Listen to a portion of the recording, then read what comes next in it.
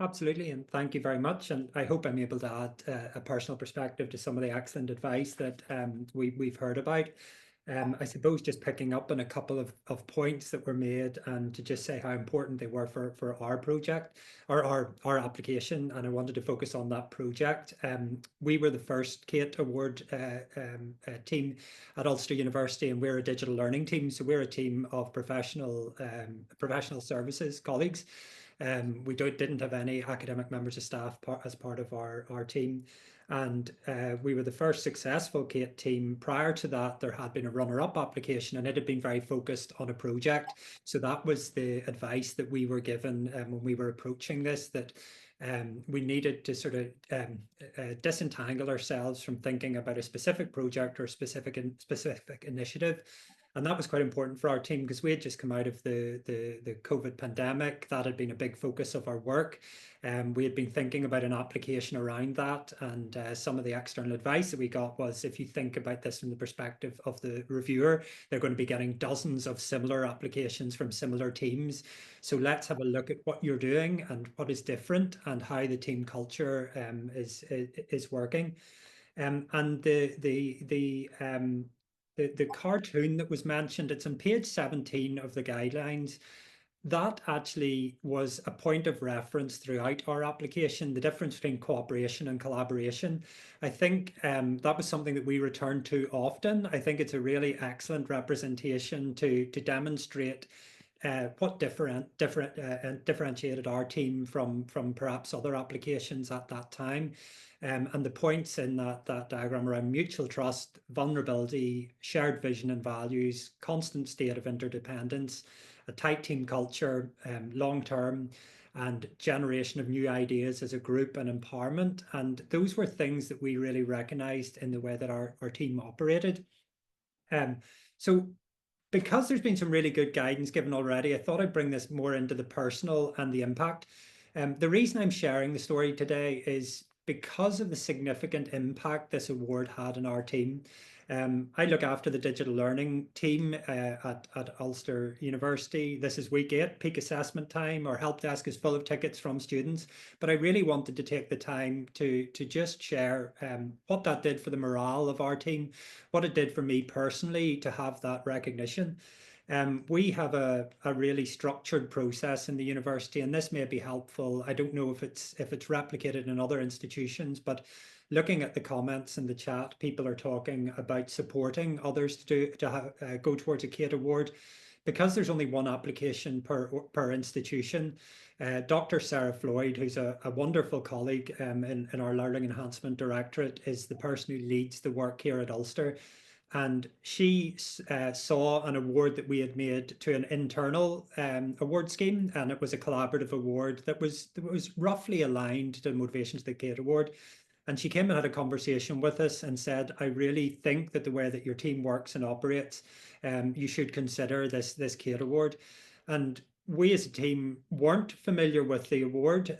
We had come from a professional services context. We had a look at the guidelines and we realized what a hard task it was to complete this award.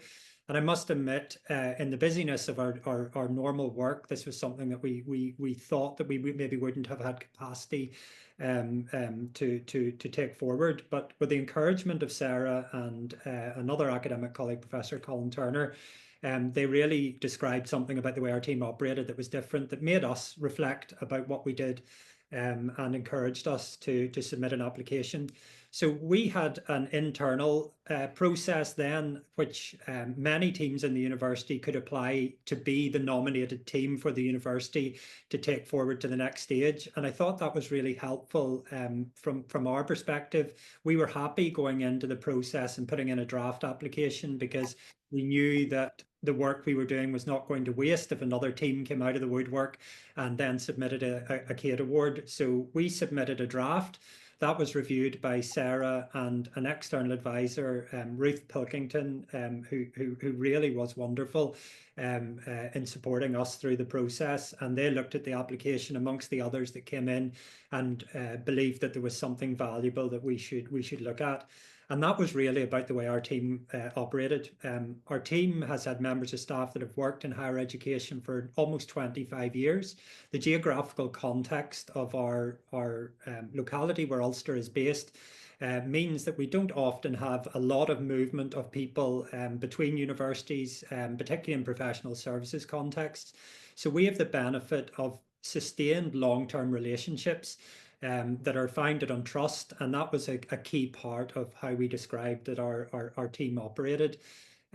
We also, as a regional university, uniquely have borders with the EU as well, and natural collaborations, which again was something that was quite unique. Some of the networks that we're a part of are connected to the Irish education system and then the others to the UK education system, and that gave us a slightly different context and something that Ruth encouraged us to explore during our application. The other resource or the other thing that we were encouraged to think about, which in hindsight we didn't take that advice at the beginning, but I wish we had. The context statement is a really hard thing to do. It's 300 words, and that really helps explain the context, the unique context that we're operating in. So if we think about the reviewer's perspective and how they're reviewing this work, that context statement feeds into the C1 and C2, the two criteria. So I think when we were drafting what we were going to write for the C1 and C2, I think we should have been working in that context, the statement alongside that at the same time. That was something that we thought would be quite easy to put together at the end, but it really did become quite a hard process approaching the deadline to reduce that down to 300 words. I think as a professional services team, the C1, the excellence in the team's collaborative approach, was relatively easy, and I think that is down to the design of the CATE Award and being more open to the diversity of the teams that are applying. I think as a professional services department, we had a lot of advantages because naturally we work in the centre of an institution. We have lots of academic partners, lots of partnership work, and it was quite easy for us to reach into that and talk about the team approach that founded some of those collaborations. Where we really struggled, and Ruth has told us that this is through lots of teams that she supports, is the evidence of impact and of that collaborative working. So we had lots of digital evidence of the scale and impact of our work aligned to that value, reach and impact. We were able to reach into our analytics and our data. We were able to show how we had influenced and created policy and what the impact across the organization was. But we were encouraged to tell a story beyond that and to reach into the way that we operated across the region. So uniquely in Northern Ireland, there's a small higher education community. So we were very instrumental in establishing communities like Association of Learning Technology in Northern Ireland, and also being a part of the HEE network in the Republic of Ireland. So we were encouraged to look at that and talk about how we became facilitators, how we re-engaged those various groups and processes. So I think that C2 is probably something that as professional services, you're reluctant to shout about some of the stuff that you do. And to maybe the advice that Diane was giving earlier on about if you're thinking about doing this in the future, of collecting that evidence that you're going that you're using as you're going along, whatever those external networks you're a part of, think about that, store it, reflect on that.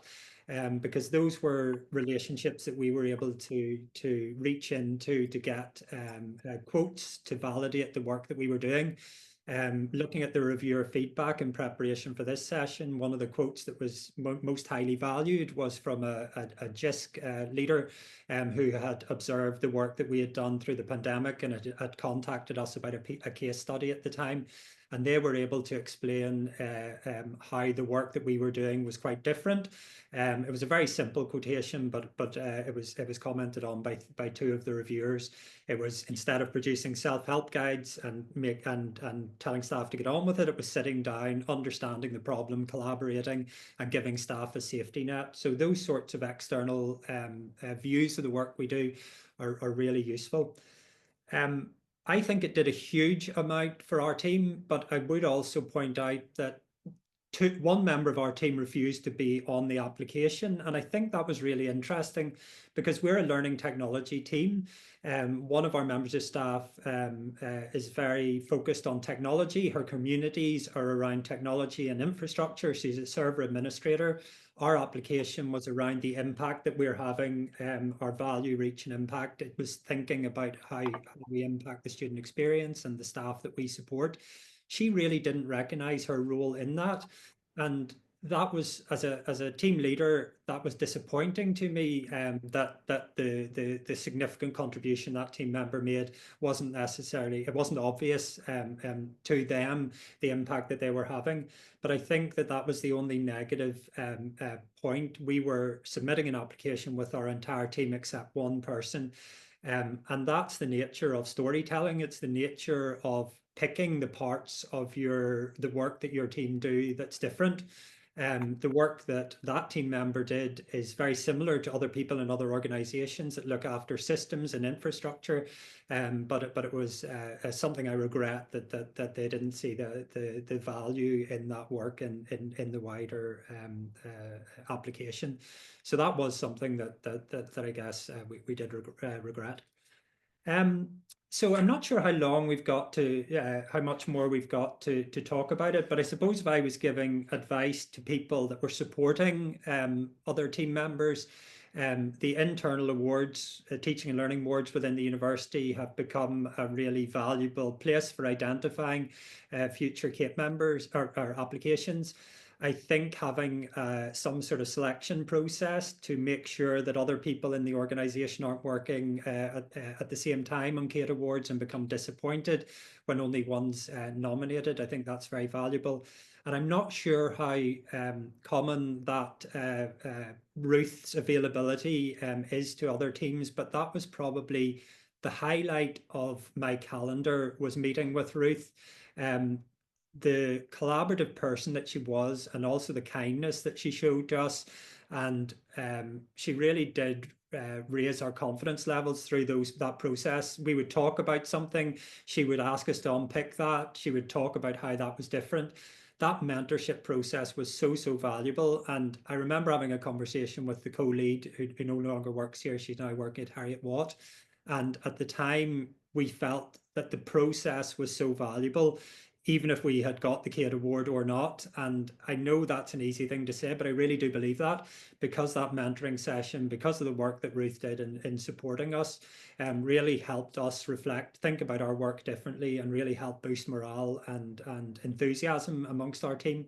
That external recognition is so valuable. The way the team was perceived across the organization after the CATE Award was different than it had been before.